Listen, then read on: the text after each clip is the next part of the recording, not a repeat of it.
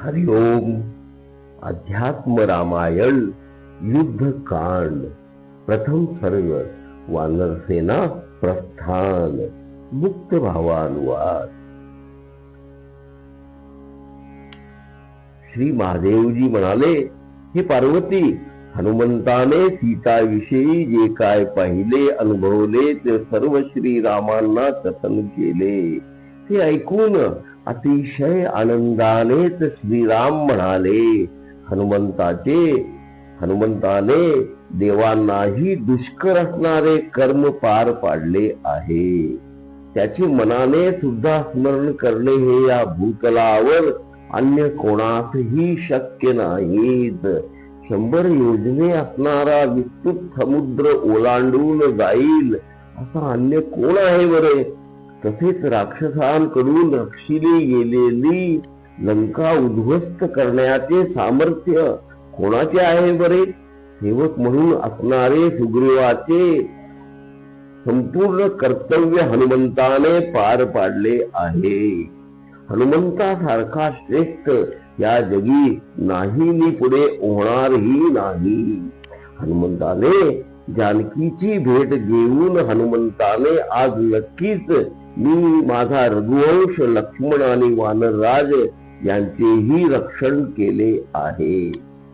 जानकीच्या शोधाचे कार्य तर उत्तम प्रकारे पार पाडलेच आहे. मात्र त्या विस्तृत समुद्राचे विचार ऐकून माझे मन तर खचूनच की जात आहे. मगर आणि सुसरी यांनी भरलेला 100 योजने विस्तृत असणारा समुद्र उल्लंघून जाऊन मी शत्रूत कसे मारावे, जानकीच कसे भेटावे? श्रीरामांचे असे वचन ऐकून सुग्रीव राघवांना आश्वस्त करीत म्हणाला, प्रचंड नक्र आणि मगरी यांनी भरलेला समुद्र आपण नक्कीच उल्लंघून जाऊ. आपण लंकेचा विध्वंसही करू, रावणाचा वधही करू. हे रघुश्रेष्ठा, चिंतेचा त्याग करावा, कारण चिंता ही तर कार्यनाश करणारीच असते. हे श्रीरामा, या महापराक्रमी वानरांकडे पहावे. हे तर तुमच्या स्तव अग्नी प्रवेश करण्यासही उत्सुक आहे. म्हणून प्रथम समुद्र पार करणे विषयी विचार करावा. मग काय लंका दिसल्यावर हा दशानन रावण मेलाच आहे असे आम्ही समजतो.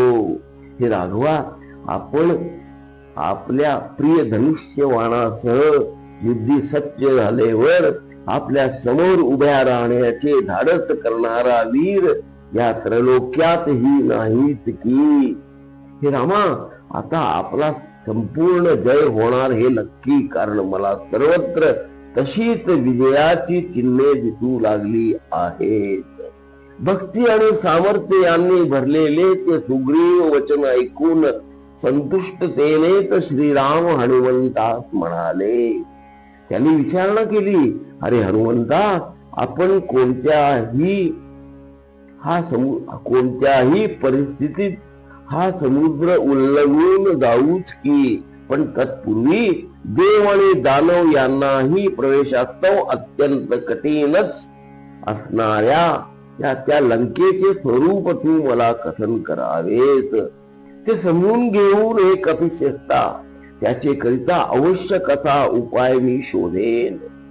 श्रीरामांचे असे वचन ऐकून हनुमंत विनयपूर्वक हात जोडूनच त्याने पाहिलेल्या लंकेच्या स्वरूपाविषयी कथन करू लागला. तो म्हणाला, हे भगवंता, ही दिव्य अशी लंकापुरी त्रिकूट पर्वताच्या शिखरावर वसलेली आहे. तिचे सर्व तट हे सोन्याचे असून बुरुज सोन्याचेच की आहेत. स्वच्छ पाण्याने भरलेल्या खंदकांनीच ती चारी बाजूनी वेढलेली आहे. नाना उपवनांनी ती शोभित असून तिच्यामध्ये अनेक दिव्य वाती आहेत. चित्र विचित्र शोभेने संपन्न मणिस्तंभयुक्त सुंदर प्रासादनी घरेही आहेत. तिच्या पश्चिम द्वारास लागून हजारो गजवाहक उत्तर द्वाराजवळ पायदळ सेनेसह घोडेस्वार, पूर्वेकडील दाराशी 10 कोटी वीर रक्षक आणि दक्षिणेकडील द्वारीही तितकेच रक्षक वीर तैनातही आहेत. हे प्रभू, अशा या लंकेच्या मध्यभागी असंख्य गज, अश्व, रथ आणि पायदळ असून अनेक शस्त्रास्त्रात कुशल असणारे राक्षस सैनिक सदैव या लंकेच्या रक्षणार्थ तत्पर आहे.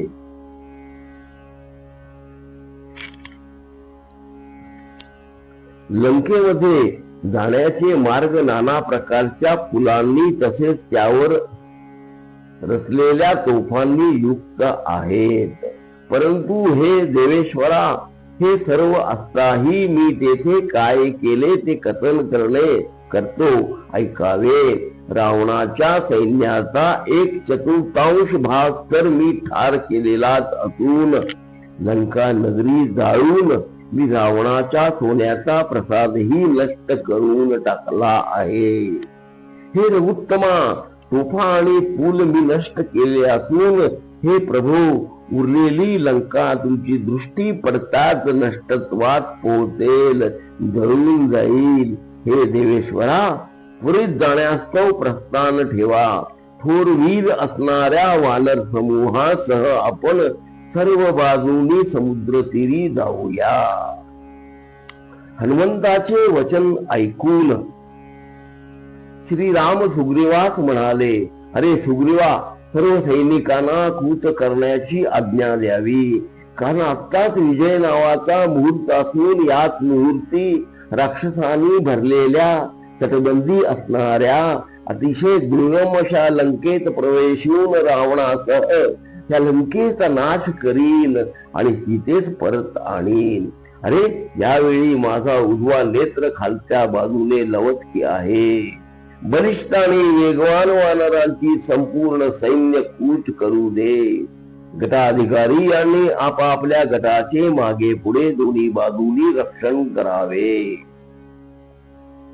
हनुमंताचे खांद्यावर आरोहण करून मी सर्वात पुढे, माझ्या नंतर अंगदाचे खांद्यावर बसून लक्ष्मण येऊ दे. सुग्रीवा, तू मात्र माझ्या सोबतच चलावे.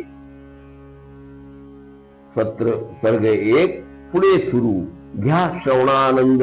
हरि ओम तत्सत.